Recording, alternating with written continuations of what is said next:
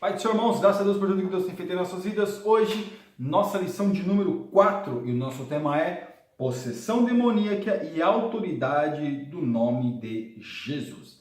Irmãos, os demônios só se sujeitam através do nome do Senhor Jesus, né? Através do nome dele que nós expulsamos, temos autoridade sobre os demônios. Na verdade, é através do nome de Jesus que eles se sujeitam. E aqui no nosso textuário que está em Lucas 10, 17, diz assim: E voltaram os 70 com alegria, dizendo: Senhor, pelo teu nome até os demônios se nos sujeitam. Ou seja, através do nome de Jesus, os demônios se sujeitam. Através do nome de Jesus. Então aqui os discípulos ficaram felizes, por quê? Porque como Jesus o enviou, Jesus se responsabiliza. E vendo que o poder de Deus é real, que os demônios se sujeitavam a eles, ou ao nome do Senhor Jesus. Verdade prática. O relato do endemoniado gadareno mostra a soberania absoluta de Jesus Cristo sobre o diabo e seus demônios. Aqui em Marcos 5, do 2 ao 13, meus irmãos, nós vemos que Jesus ele foi até uma cidade chamada Gadara, e lá tinha um homem que ficava acorrentado, que dava muito trabalho ali naquela região, acerca que ele era um homem possesso de demônios. Nós vemos que quando Jesus ele desce lá, claro, meus irmãos, o inimigo já sabia. E nós vemos que ele foi até este homem, né, expulsou esse demônio. Só que os demônios, eles foram falar: olha, eu posso ir para onde, né? E aí, no caso, estava passando uma manada de porcos ali. Eles entraram naqueles porcos, os demônios entraram naquele porco e entraram por um desfiladeiro, ou seja, caíram, morreram todos os porcos, aproximadamente 2.000 porcos. Ficaram tristes com Jesus, porque Jesus expulsou o demônio e o demônio ali foi até os porcos. Mas nós vemos, meus irmãos, que Jesus, ele libertou aquele homem. Em vez de as pessoas ficarem felizes porque libertou aquele homem, ficaram tristes porque ele entrou nos porcos. Mas também é uma questão aí, porque ali naquela cidade provavelmente existia gentios e judeus. Porque os judeus, meus irmãos, eles não consomem carne de porco, para eles o porco é imundo. E os gentios já não, os gentios já consomem, já conseguem se alimentar com a carne dos porcos. Então é bem provável que naquela cidade moravam gentios e judeus. A nossa introdução. O relato do endemoniado gadareno encontra-se também em Mateus e Lucas, com algumas variações. Então não é só no Evangelho de Marcos, no Evangelho de Mateus e Lucas também. Com informação sobre a possessão demoníaca e o poder absoluto de Jesus sobre todo o reino das trevas. Irmãos, nós vemos nitidamente que nessa passagem bíblica, Jesus ele tem toda a autoridade sobre os demônios. Jesus como homem aqui, e claro, a sua divindade, o seu poder se manifestando, os demônios também se sujeitavam a Jesus. Então nós vemos aqui nitidamente que Jesus tem todo o poder sobre o reino das trevas. Tópico 1, a possessão maligna. Parte 1, a harmonização nas narrativas. Mateus afirma que foram 2 endemoniados, então vai ter uma questão de narrativas aqui. 2 endemoniados, outro um endemoniado. Lucas também vai registrar, mas o que nós temos que guardar, meus irmãos, é que Jesus tem autoridade sobre os demônios. Por que às vezes parece que algum vai falar uma coisa, vai falar outra? Porque dependendo de quem estiver narrando, não faz a contagem, né? Dependendo 2 homens, de repente Mateus fez a contagem de 2 homens, mas Marcos fez a contagem de um homem só, Lucas também fez a contagem de um homem só. Mas é interessante porque às vezes, dependendo da pessoa, dependendo quem é, da nacionalidade, da etnia, não era contado. Provavelmente era só o judeu e de repente 2 endemoniados poderiam ter um gentil. Então o gentil, dependendo de quem está narrando, não conta, né? E se tivesse mulheres, porque você tem algumas passagens na Bíblia, que às vezes os evangelhos sinóticos narram, os 3 evangelhos sinóticos, e nós vemos que um fala 2, outro fala 1, que às vezes quem está narrando às vezes não leva em consideração, não narra, porque às vezes não entra na contagem. Se for uma mulher, um homem e uma mulher, aí um vai narrar o homem e uma mulher, mas o outro vai narrar só o homem, que às vezes a mulher não é contada. Então é só essa questão. Parte 2, a opressão. Os demônios aparecem com agentes de Satanás, causadores de males. Irmãos, como nós vimos já na lição passada de número 3, acerca da questão de como os demônios eles trabalham, aqui nós vemos que eles oprimem, assim como oprimiram aquele homem. Mas essa opressão demoníaca coisa que Deus permite. Claro, Deus permite para quê? Para que a pessoa possa ser liberta definitivamente daquele mal. Eles atacam suas vítimas e ao possuí-las dominam suas faculdades mentais, levando-as à demência. Ou seja, por isso que às vezes tem muitas pessoas que às vezes cometem atos que às vezes não sabem o que está cometendo na sua totalidade. Claro, na sua totalidade não sabe. Então eles realmente possuem a pessoa de uma tal maneira que às vezes a pessoa às vezes até fica fora de si. No caso, não sabe nem o que está fazendo. E aqui no 3, um quadro estarrecedor. O endemoniado gadareno vivia nos sepulcros desnudo e era tão violento que nem mesmo os grilhões e as cadeias podiam deter. Então, meus irmãos, aqui realmente é como Jesus disse, tem casta de demônio que só sai com jejum e oração. Aqui era uma legião, coisa terrível que aquele homem estava vivendo. Claro, meus irmãos, ali era assunto para toda a cidade. As pessoas tinham medo dele. Claro, ele devia ser um homem violento. É um homem que ficava possuído de noite e dia, todos os dias. Então nós vemos que Jesus viu a necessidade e foi até aquele lugar. Em vez das pessoas ficarem felizes, porque Jesus tinha expulsado aqueles demônios, ficaram mais estarrecedores, porque os demônios entraram nos porcos e deram um prejuízo para aqueles homens, ao invés de ficarem contentes, porque agora não tinha esse medo todo da população em chegar perto daquele homem. A legião demoníaca, uma legião. Irmãos, Jesus fala de uma legião, só que esses demônios são contados como 6.000 demônios, por quê? Porque uma legião, faz uma comparação acerca da legião romana, uma legião romana de soldados é constituída por 6.000 soldados. Então, subentende que quando Jesus fala da legião, às vezes a gente imagina que são 6.000 demônios que aquele homem possuía. Claro, meus irmãos, não estava 6.000 demônios de uma vez só dentro dele. Entrava um, saía outro, entrava um, saía outro. E é assim que eu particularmente creio que acontece. Expulsar e não dialogar. Jesus ele pergunta o nome daquele demônio, ele fala, legião é o meu nome, né? Então nós vemos que nós somos muitos, né? Então, mas Jesus ele pergunta, mas automaticamente Jesus já pega e já expulsa. Ou seja, não é para ficar dialogando com o demônio, de onde você veio, que nem algumas crenças aí, de onde você veio, quem você há quantas gerações você está, né? Conversa com o demônio. Irmão, nós não temos essa capacidade, nós não temos esse poder, essa autoridade. Jesus perguntou porque ele é Deus, né? Para as pessoas verem que ele tem autoridade. E o demônio respondeu, legião porque nós somos muitos.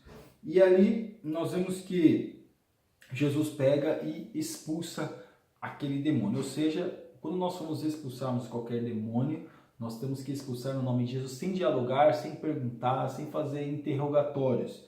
E aqui no 3, a presença de Jesus. O poder e a presença de Jesus incomodam o reino das trevas. O espírito imundo perguntou, vieste aqui atormentar-nos antes do tempo?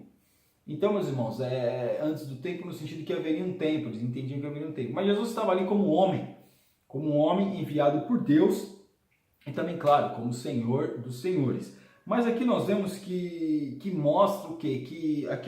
Isto mostra que a presença de Jesus é um tormento para o reino das trevas, ou seja, incomoda. A presença de Jesus incomoda o reino das trevas. E quem está cheio do Senhor Jesus também incomoda o reino das trevas. Então por isso nós temos que estar cheios da presença. Quando a gente está cheio da presença de Deus, a gente incomoda as trevas.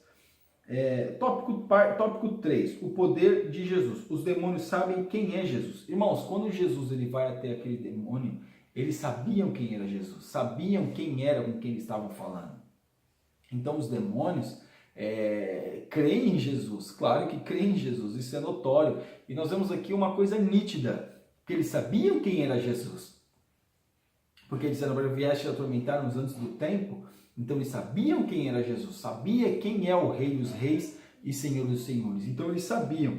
O relato da possessão do gadareno e da sua libertação é uma amostra do poder absoluto de Jesus até sobre todo o reino das trevas. Irmãos, vemos aqui que o poder de Jesus, meus irmãos, é ilimitado, o poder de Jesus é eterno, o poder de Jesus não tem limites.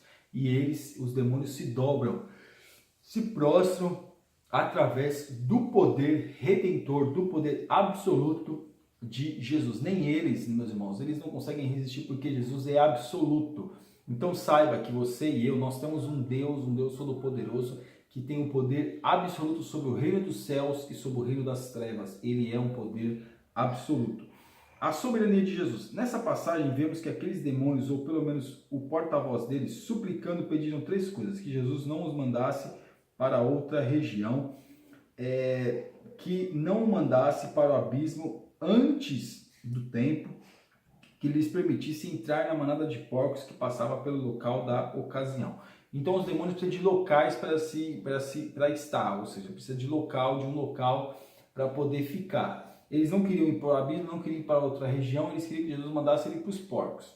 Agora, não queriam ir para o abismo, porque também nós entendemos que quando se manda para o abismo, dizem que quando se manda para o abismo, eles vão para o inferno, então provavelmente voltariam para o abismo e eles não queriam, eles queriam ir para um corpo para poder se alojar. E ali Jesus permitiu que eles fossem aquela manada. Então eles se deslocaram, eles foram até a manada, não é porque eles quiseram, não é porque eles pediram permissão para Jesus para ir para aquela manada. E Jesus permitiu que eles fossem. Então nós vemos, meus irmãos, que o demônio não faz nada voluntário. Tudo é permissão de Deus. Tudo é permissão do Senhor Jesus. A libertação do oprimido. A extraordinária libertação do gadareno logo chamou a atenção do povo. Muita gente se reuniu para ver o que havia acontecido, pois a cura repentina do endemoniado era algo espantoso. Claro, meus irmãos, ali, quanto tempo aquele homem daquele jeito, quantas pessoas já com medo, quantas males ele fez para as pessoas, e as pessoas realmente ficaram espantadas quando souberam. Glorificamos a Deus quando vemos pessoas oprimidas pelo maligno sendo libertas pelo poder de Jesus. Ele nos delegou essa tarefa. Então, nós vemos aqui que Jesus, ele nos dá o exemplo de como as pessoas estão oprimidas pelo inimigo, e através de mim e através de você, Deus, o Senhor Jesus, quer nos usar para que as pessoas possam ser libertas dessas cadeias. Aquele homem viveu uma vida terrível e agora, através de Jesus, ele está liberto. O tópico 4, o local do acontecimento. Segundo Mateus, os porqueiros, em parte 1, local do acontecimento. Segundo Mateus, o fato aconteceu na província dos Gadarenos. No entanto, Marcos e Lucas falam da província ou terra dos Gerasenos. Gadara situa-se a 8 quilômetros do lago de Genazaré. Eu estou lendo aqui para a gente ter uma ideia do lugar que é. E a 8 quilômetros de Nazaré, nome alternativo do Mar da Galileia. E Gerasa é a atual Geras, na Jordânia, ficava a cerca de 50 quilômetros. Ambos os territórios faziam parte da região de Decápolis, a leste da Galileia. Segundo o historiador Joséfo, o território de Gadara se estendia até o lago da Galileia. Moedas daquele tempo traziam o nome de Gadara, com o desenho de um barco impresso. Então nós vemos aqui, essa região aqui, ela era um pouquinho distante do mar ali, 8 quilômetros, vai dizer que é um pouquinho mais. Porém, o que nós temos que entender, meus irmãos, esse foi o local do acontecimento, onde os porqueiros cuidavam ali da sua manada ali, dos seus porcos, tinham essa criação de porcos. Então, tanto Gerasa como Gadara, não importa, meus irmãos, a região, não importa de repente se tem 8 quilômetros, se de repente o historiador vai dizer que teve mais.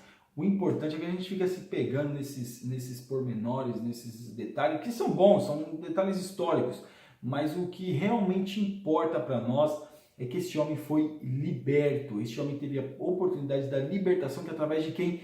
De Jesus. E Jesus quer nos usar para que as pessoas possam ser libertas das suas cadeias eternas. Parte 2, sobre a manada de porcos. A população de Decápolis era mista, como nós falamos no começo. Existia gentios e existia judeus. Então ali ficou meio que dividida a cidade acerca da atuação que o Senhor Jesus teve naquele momento. Irmãos, é meio complicado, porque Jesus veio e as pessoas não querem ter nenhum prejuízo, não querem nenhuma perca, né? De repente, não vou dizer que o preço para que Jesus pudesse libertar aquele homem fosse a manada de porcos, não é nada disso. O que nós temos que entender é que as pessoas ficaram com pesar, como que diz, é melhor ele ter ficado endemoniado aí, dando trabalho para a sociedade, e nós com os nossos porcos. De repente eles pensaram nisso, mas Jesus libertou aquele homem, trouxe paz àquela cidade, porque a cidade ficava em paz, não tinha paz. Agora a cidade tem paz, ele trouxe paz para aquela cidade, as pessoas podiam ir e vir sem medo. Será que aquele homem está na rua? Será que... Porque ele era com certeza um homem violento.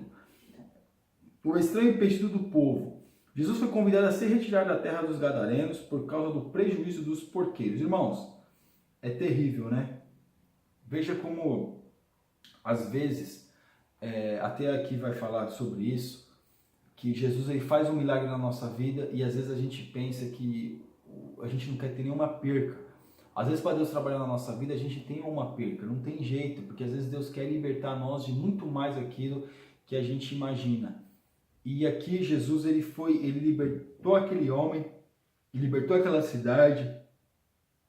É interessante que ele foi convidado a se retirar da cidade, porque o que vale mais para muitos são os valores monetários do que a vida. Para Jesus o que vale muito mais a vida do que dinheiro. E aqui nós vemos nitidamente que Jesus faz um milagre, aquele homem deu paz naquela cidade, provavelmente aquela cidade estava com um pesar muito grande por causa da atuação daquele homem, dos demônios que existiam na vida daquele homem.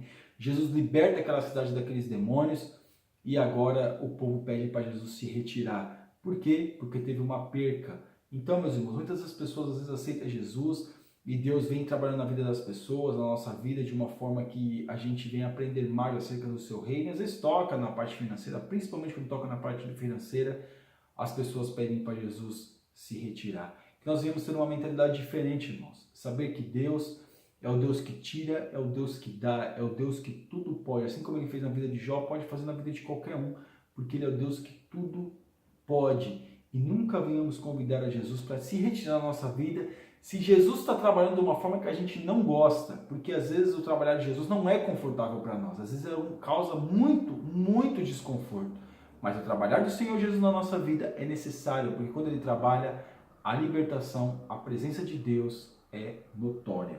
E aqui na nossa conclusão, a possessão demoníaca é um fenômeno estarrecedor que só pode ser contido pelo poder de Jesus. O Senhor Jesus manifestou seu poder sobre toda a natureza, sobre o vento, sobre o mar, sobre a morte, sobre as enfermidades, sobre o poder das trevas. Os demônios estremecem diante dele. O poder de Satanás é muito limitado diante do poder de Jesus. Todos nós precisamos de Jesus, da comunhão com ele, para dele receber poder, assim expulsar aos demônios, pois ele nos deu essa autoridade.